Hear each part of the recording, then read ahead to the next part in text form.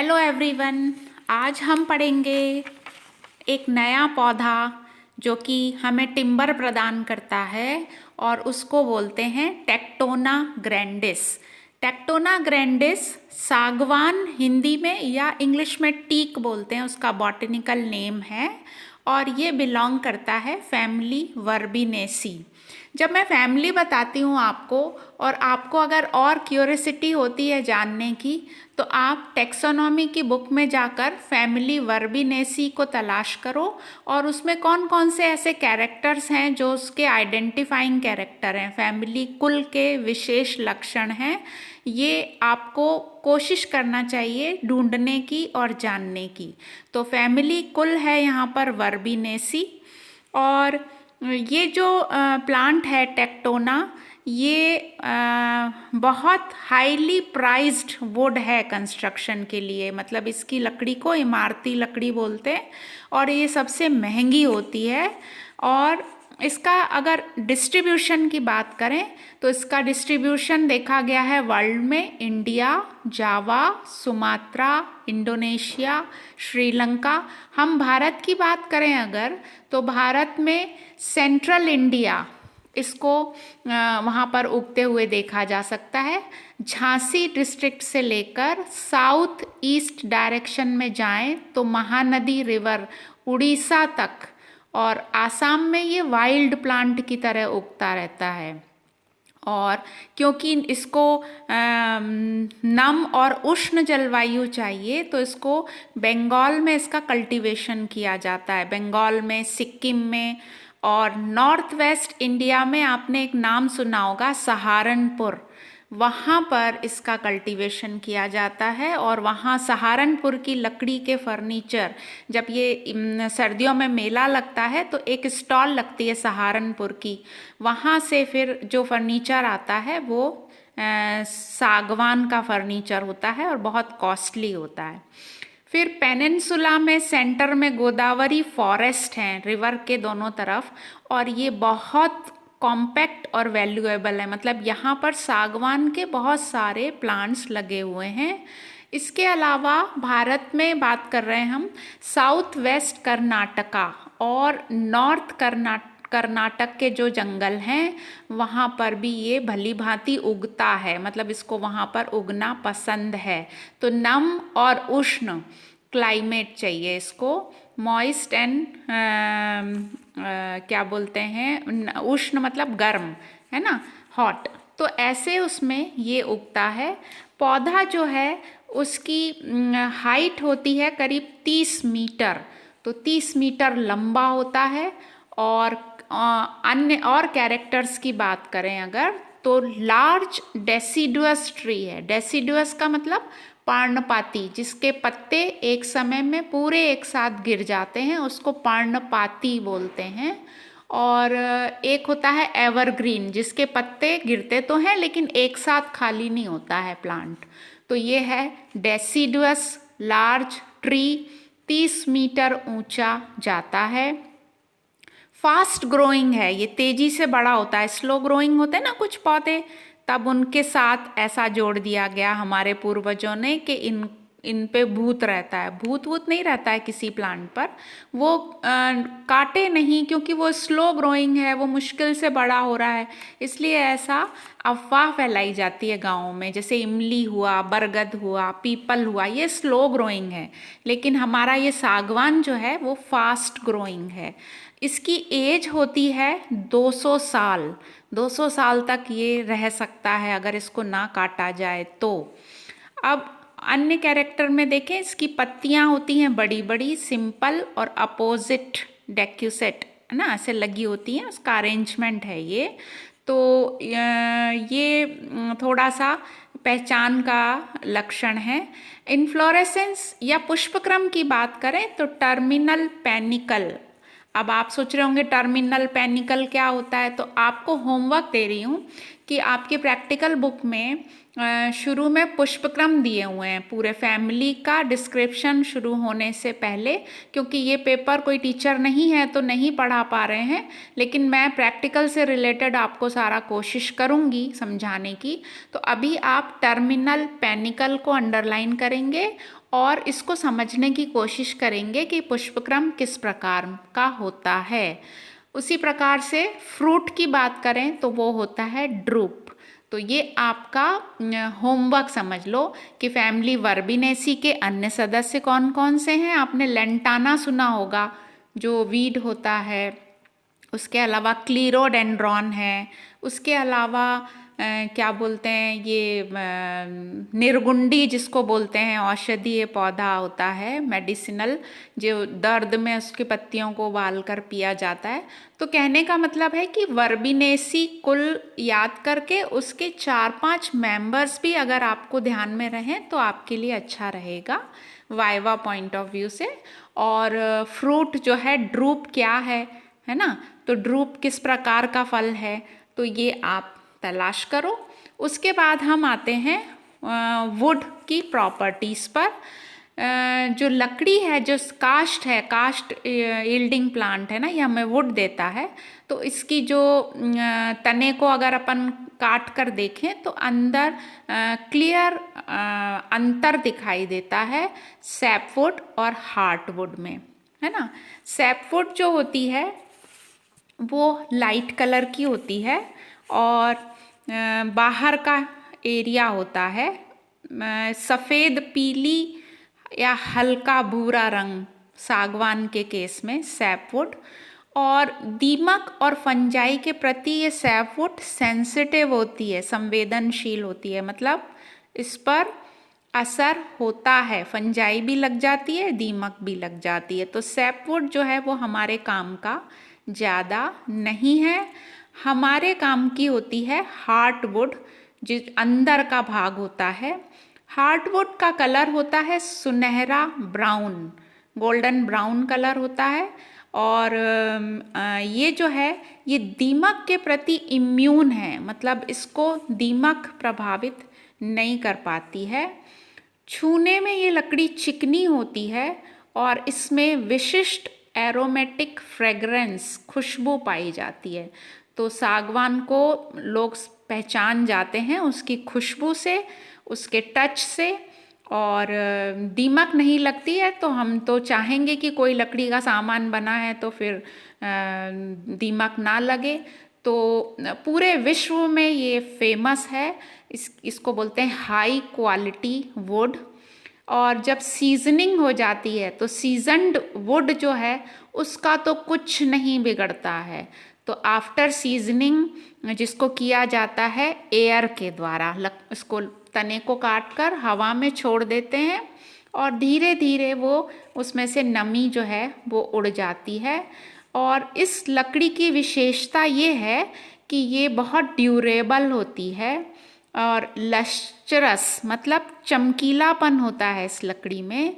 ये water resistant भी है, पानी का ग्लास उसके ऊपर उड़ेल दें, पानी गिर जाए, लकड़ी का कुछ नहीं बिगड़ता।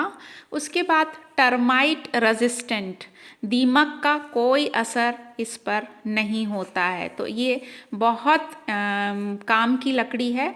बिना पेंट के भी इसके दरवाजे और फर्नीचर बना दिए जाएं तो वो सालों साल सही रहते हैं, मतलब उनका कुछ नहीं बिगड़ता। और जो बढ़ईगिरी होती है, मतलब जो कारीगरी करते हैं ना बढ़ई लोग, कारपेंटर, उसके लिए ये लकड़ी बहुत सूटेबल है। बहुत सुंदर सुंदर डिज़ाइन बनाए जा सकते हैं इस लकड़ी पे, बारीकी की जा सकती है, कारीगरी की जा सकती है। और पॉलिश अगर उस पर लगा दें तो वो बहुत खूबसूरत निकल कर बनती है चीज़। तो पॉलिश करने के लिए भी, क्योंकि वो चिकनी है ना तो उसमें चमक है, फिर उस पर पॉलिश लगा दो तो वो और खूबसूरत हो जाता है। और भारी लकड़ी होती है ये, मतलब वेट बहुत ज़्यादा होता है। तो आप लोग देखो अभी आसाम और बंगाल और वहाँ यूपी तो हम नहीं जा सकते, लेकिन अगर सर्दियों में अगर मेला लगता है तो सहारनपुर का फर्नीचर देखना और उससे फिर आप आइडिया लगा लेना कि सागवान कैसी लकड़ी होती है। और इसकी लकड़ी की एक और विशेषता है कि ये होती है रिंग पोरस। रिंग पोरस मतलब दो प्रकार की वाहिकाओं के आधार पर लकड़ी को दो भागों में बांटा गया है। पहला होता है रिंग पोरस वुड और दूसरा होता है डिफ्यूज पोरस वुड। तो रिंग पोरस में क्या होता है, ये जो वेसल्स हैं ये अलग अलग डायमीटर की होती हैं और कॉन्सेंट्रिक रिंग्स में उपस्थित होती हैं, है ना। तो बसंत काष्ठ जो होती है स्प्रिंग वुड, उसकी वाहिकाएं चौड़ी बनती हैं, ये हम सेकेंडरी ग्रोथ में पढ़ चुके हैं। जबकि जो वो होती है शरद काष्ठ होती है उसमें सकरे व्यास की होती हैं। तो जब वेसल्स अलग अलग डायमीटर की और कॉन्सेंट्रिक रिंग्स में होती हैं तब उस लकड़ी को रिंग पोरस कहा जाता है। इससे पहले जो प्लांट हमने पढ़ा था उसकी लकड़ी डिफ्यूज्ड पोरस थी, जिसमें वाहिकाएं या वेसल्स एक समान होती हैं और अनियमित बिखरी रहती हैं, कहीं कुछ, मतलब उसका कोई पैटर्न नहीं दिखेगा आपको, कोई डिज़ाइन नहीं दिखेगा। तो ये हो गया रिंग पोरस, समझ में आ गया आपको। अब इस लकड़ी में आपको ग्रोथ रिंग्स क्लियर दिखाई देंगी, मतलब वार्षिक वलय। देखो वार्षिक वलय कैसे बनती है, कैम्बियम के द्वारा उसका सेकेंडरी ग्रोथ होती है और कैम्बियम की सक्रियता मौसम से प्रभावित होती है। और फिर स्प्रिंग वुड और ऑटम वुड, जो शरद काष्ठ और बसंत काष्ठ, एक साल में दो घेरे बनते हैं और इन दोनों घेरों को मिला दें तो एक वार्षिक वलय बनती है। वार्षिक वलय यहाँ पर वो इसमें तने में स्पष्ट दिखाई देती हैं, मतलब अगर 200 साल पुराना प्लांट है तो आप उसमें 200 ग्रोथ रिंग्स देख सकते हैं। ठीक है, 200 नहीं 199 क्योंकि एक साल बाद सेकेंडरी ग्रोथ शुरू होती है। तो कहने का मतलब है कि ये बहुत स्पष्ट नज़र आता है इसमें। अब हम आते हैं किस पर कि ये हो गया पूरे विश्व की विश्व प्रसिद्ध लकड़ी, इमारती लकड़ी। इसके अब जब इसमें इतनी सारी क्वालिटीज़ हैं तो फिर इसका क्या होगा, इसके बहुत सारे यूजेस होंगे, उसको डिस्कस कर लेते हैं। यूजेस में पहले के समय में रेलवे वैगन्स बनाए जाते थे। पहले जो ट्रेन बनती थी उसमें लकड़ी का इस्तेमाल किया जाता था डिब्बे बनाने के लिए। और स्लीपर्स बनते थे रेलवे के, तो बहुत मजबूत है इसलिए, और उसका शेप बिगड़ता नहीं है, ना पानी से प्रभावित होती है, ना फंजाई से प्रभावित होती है, ना दीमक से प्रभावित होती है। तो ये फिर शेप मेंटेन रहता है। दूसरा है इससे नाव बनाई जाती हैं और छोटे जहाज शिप्स बनाए जाते हैं। तो नाव बनाने के लिए भी ये बहुत इसको पसंद किया जाता है। तो शिप बिल्डिंग हो गया। और उसके बाद जो ये क्या बोलते हैं, तीसरा है गुड क्वालिटी फर्नीचर। इससे ना बहुत अच्छी क्वालिटी के फर्नीचर बनाए जाते हैं। टीक वुड वर्क जो है, टीक वुड वर्क का पूना के पास कार्ली केव्स में 2000 साल पुराना वर्क अभी तक सही सलामत है। कभी आप पूना जाएं कभी भी लाइफ में तो वहाँ पर कार्ली केव्स में आप जाओगे तो वहाँ पर टीकवुड वर्क किया हुआ, मतलब लकड़ी लगाई गई है कार्विंग करके, नक्काशी करके, और वो उसकी एज हो गई है 2000 साल, और लेकिन वो अभी तक बहुत खूबसूरत दिखाई देता है। और ये हो गया एक्स्ट्रा थोड़ा सा नॉलेज। उसके बाद म्यूज़िकल इंस्ट्रूमेंट में जैसे पियानो है, जैसे गिटार है, तो बहुत सारे म्यूज़िकल इंस्ट्रूमेंट्स बनाए जाते हैं इसके द्वारा। और भी मैं आपको एक दो नाम बता देती हूँ जो इंस्ट्रूमेंट बनाए जाते हैं सागवान के द्वारा। हाँ, हारमोनियम सबने देखा है, हारमोनियम बनाया जाता है, पियानो बनाया जाता है। और कैबिनेट, जो लकड़ी की अलमारियाँ होती हैं वो कैबिनेट बनाने के लिए बहुत बढ़िया है। इसके अलावा इस लकड़ी से खिलौने बनाए जाते हैं, तरह तरह के लकड़ी के जो खिलौने हैं। इवन जो अपने यूटेंसिल्स हैं, लकड़ी के मग्स, लकड़ी के गिलास, वो भी बनाए जाते हैं।